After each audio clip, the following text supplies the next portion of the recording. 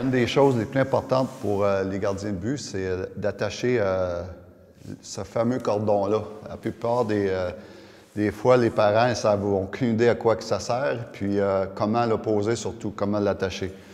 C'est assez simple quand tu le sais.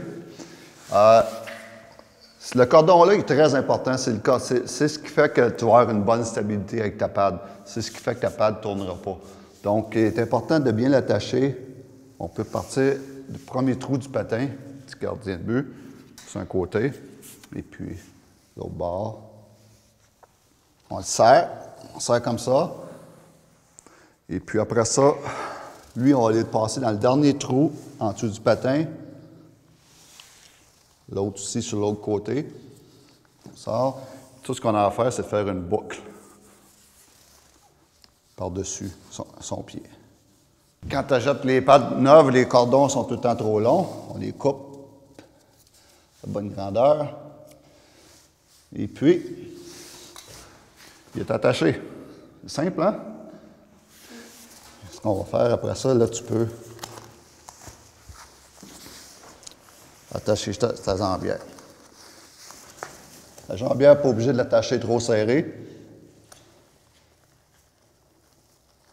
Tu as tout le temps la strap du patin, la courroie du patin qui aide à stabiliser ta pad.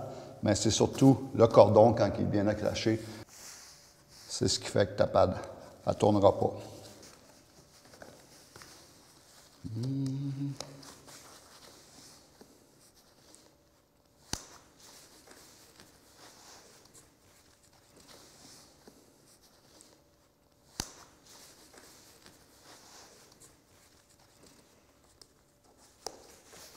Perfect.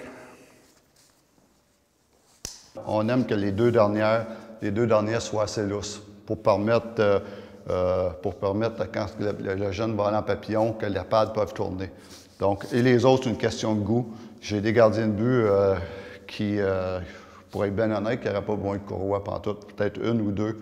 Et puis, mais pourvu que ton lacet soit bien attaché, bien serré au bout du patin, le reste, surtout les deux dernières, on veut qu'ils soient très, très, très lousses.